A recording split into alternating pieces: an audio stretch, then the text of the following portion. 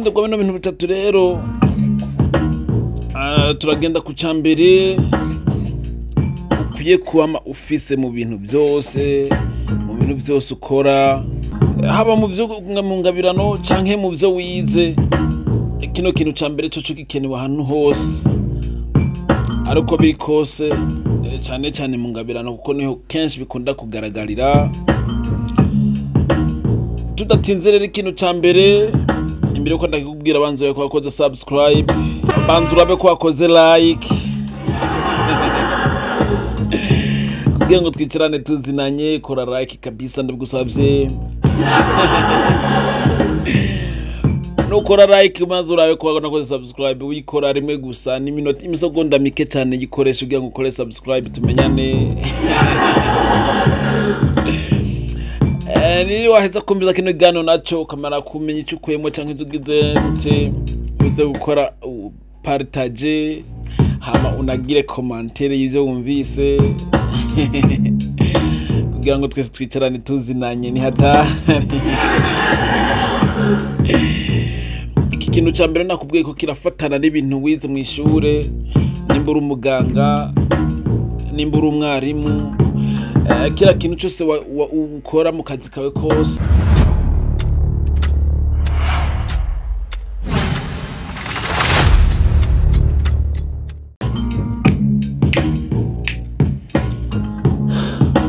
Sawa ikaze mu kiganiro Burundian Talent, mushikirizwa nanje one boy Valaskira from JT Paradise AKBBC, kurikirana kuri mira ko tip 257. Uno musi twaje kugira ngo tuganire mbega nibihe bintu twogira kugira ngo ingabirano zacu zigende zikura canke zamamare canke tuzimarane igihe kirekire cyane. Uko biri kose umuntu yamaze kwihihangiro akamara gufata inzira, arafitana kandi gakonisha imikiza kugira ngo ivyiwe bigere kure cyane. Sawa uko biri kose rero no musi gutondekera urutonde rw'ibintu bitatu tuza kurabira hamwe. Iyo bikurikije ingabirano yawe irakura cyane, ikamamara ukayigumana igihe kirekire, ariko ibishize kure yawe ingabirano yawe yagira mamara, ariko bukeye utuma nk'ifu y'imijira. Abantu barakubura, abantu baraburiye wagiye gutyo nawe ukazimangana. Kandi tuzi benshi bamaze kubagiye babura, tuzi abantu benshi bagiye babura cyane.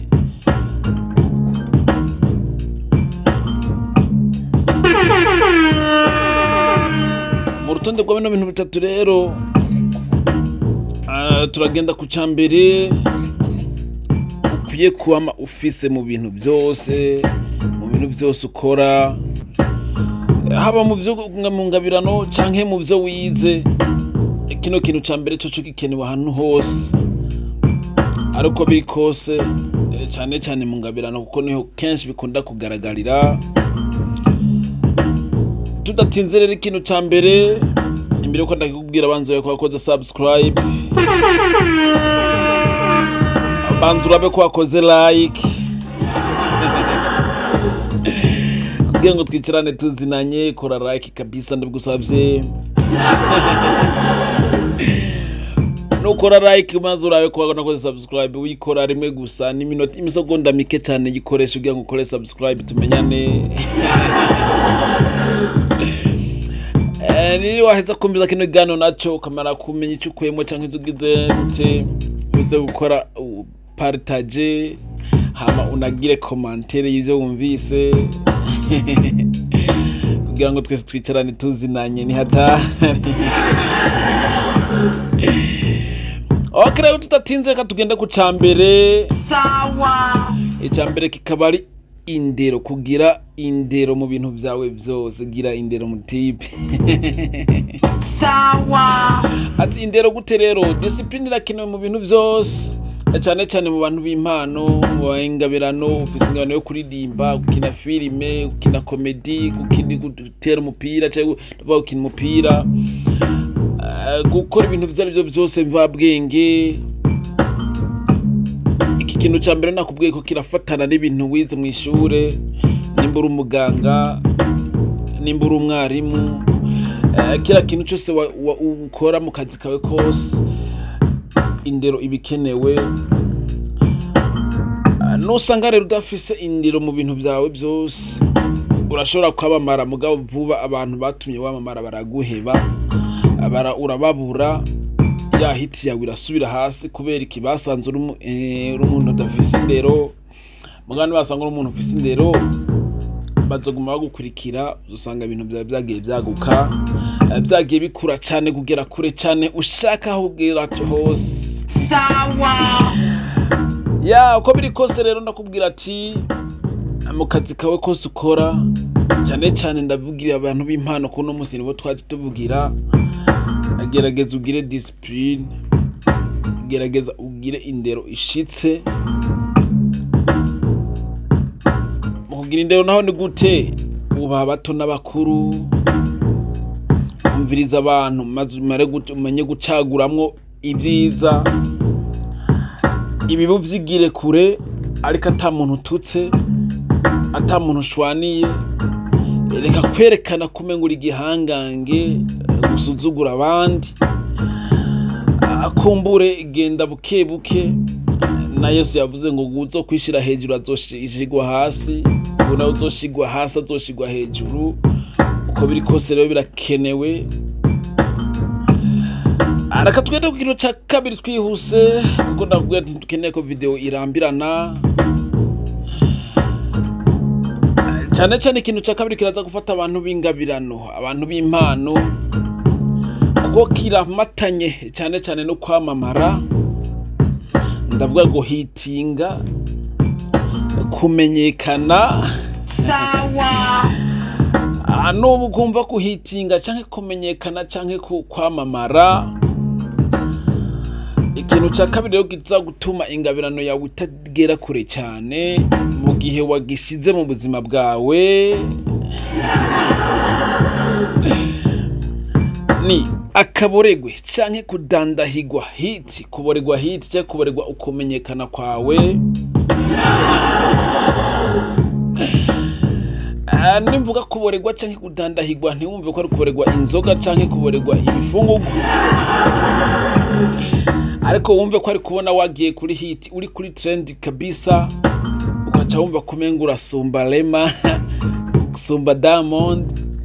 Ukiri umwana mutoyi cyane ngaha mu Burundi ukumva kumenga urasumba Satubi cyangwa urasumba Big Fizzo. Ibyo rimwe na rimwe birakurura no gutakaza indero, kuko numara kumva kumenga urasumba Big Fizzo cyangwa urasumba Satubi, biza gutuma utakimwubaha, biza gutuma utacyubaha bakuru bawe, kuko uza kumva umenga urabarenze, uri hejuru yabo. Uko biri kose rero birakenewe ko nimba ubonye umaze kumenyekana, uri Imana ikiragutiza gahiti, uri kura hitinga pole pole, sibiza guca ugenda uratuka abo hasanze, canke kumva kumenga ni urenze muri ico gihe, kumva kumenga uri wa mbere. Menya ko nimba ubona kumenga uno munsi uri hiti, ejo birashaka gushika ugasanga wazimye. Ndavuye nka karorero 2011, 2010, 2009, 2012, Roriro Simba yasumba Diamond muri ico gihe, yasumba Meddy kuva mu gihugu cy'u Rwanda, yasumba ba Doben, yasumba mu bastare bose uzi hano muri kano karere. Ariko no munsi Roriro wuno munsi nawe uca wihinyishu. Ariko sinavuze ngo yaborewe hiti, harimo na karoge birashika, ariko biri kose hiti nayo irongoza. Ni hatari rero, nutashaka kuba nk'abanaka, gerageza nimba wumvise ko warosaga hiti gatoyi, menya kukagera, menya kuba muri yo, menya kugendera muri hiti ufise, ntugire abo uyitako. Nimvuga ngo abo yitako ni kuvuga ati ntugire abo menga barasumba cyangwa uragira gute, ahubwo gerageza uje hagati na hagati. nubwo hitinze discipline irakenewe kandi kutabaregwa hiti birakenewe. Tugenda kuca gatatu arico cyanyuma twaguteguriye no munsi mu rutonde rw'ibintu bitatu bituma hiti yawe uyigumana canke kwamamara kwawe uwo kugumana mu gihe utabihaye umwanya.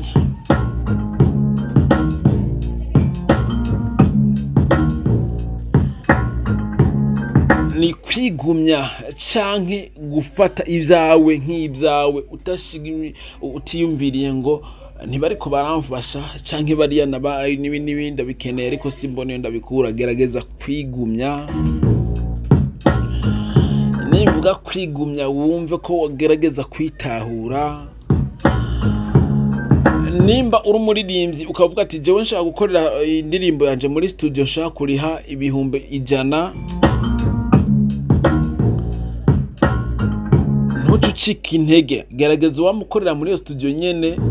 Ntuci ugomba kuja gukorera muri studio iriha ibihumbi 300 motive ngo wivune mu buryo bwawe buke, cyangwa utangure kuvuga ati umuziki ndabevye kuko ngo ndavunika cyane ngo sifise abantu bamfasha bansaidia mu byo nkora. Ivyo ni wamara kuvuga ati jewe nkereza gukora mfise abantu banshigikira, hiti yawe irashaka kuzima canke ibikorwa byawe bigahagarikwa. Ari wowe nyene bihagaritse kubera kwikengera mu buryo bwawe buke. Ugaca ugomba kuja muri studio satubaririmbiramwo canke Diamond aririmbiramwo mu gihe uzi nawe ko na studio 100 kugora kuriha. Nimba uri umukinyi wa filime ntuci ugomba kuvuga ati je nkineza kuja imbere ya set ya kamera y'imiliyoni 200 canke miliyoni 70. Ndavuga ama R7 canke ama Black Magic. Yego mugaye nimba ufise uburyo bwo kuja imbere ya kamera ya 700 canke 800, agakamera gato cyane ndavuga agakano 800 namwe mujamo ubwumva akorera imbere yako nyene. Ntuce wiyumvira gukora nk'abafanira vina baje imbere ya ama Black Magic. Gutyo buke nawe uzohagera utangure kubona nawe uri imbere ya seti za kamera ziremereye. Nimba ukora amakuru cyangwa ugira gute,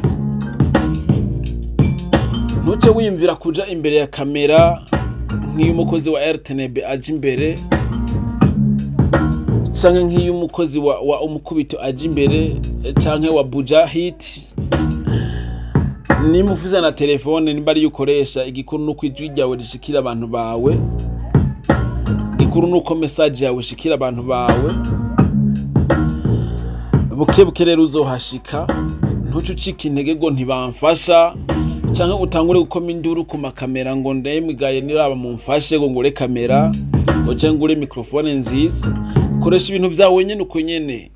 Kumbure ni hagera igihe bagumva bagufasha, bazogufasha utarinze kubibasaba canke nawe uburyo bwawe bukure ubishike ko wenyene ubwawe ariko ata muntu urinze kubisaba. Ico bakeneye cyane niyo ngabirano yawe. Ibindi nabyo byose bizokwizana, bizoza byihetse inyuma y'ingabirano yawe. Nibatsere ko inama zanje mwagiye muzumva nagutondeka ibintu bitatu nubikurikiza ndazi uzokwiha intumbero kandi uzogera kure, uzoshika kuco ushaka kare kandi zikizokugirira umumaro. Nakubwiye icya mbere ni indero, icya kabiri wikuremo kuberwa hiti, icya gatatu itahura umenye icyo ushaka, umenye uwo uriwe, ntiwiteho ku by'abandi cyangwa witeho ngo bazogufasha. Wewe waje muri kano gakino werekanye ingabirano yawe, ufise wewe target, kandi target yawe nizere kuko tari kuvuga ati ngo nkeneye bamfashe, ahubwo target yawe yari kugira ngo wamamaze ingabirano yawe igere kure cyane, ishikira bugeneye gushikira, uvomere benshi biciye mu rurimi rwawe canke biciye mu kuguru kwawe nimba uri umukinyi, biciye mu ngabirano yawe muri rusange. Ingabirano zari kwishi ziratandukanye, umubiri ukora byinshi.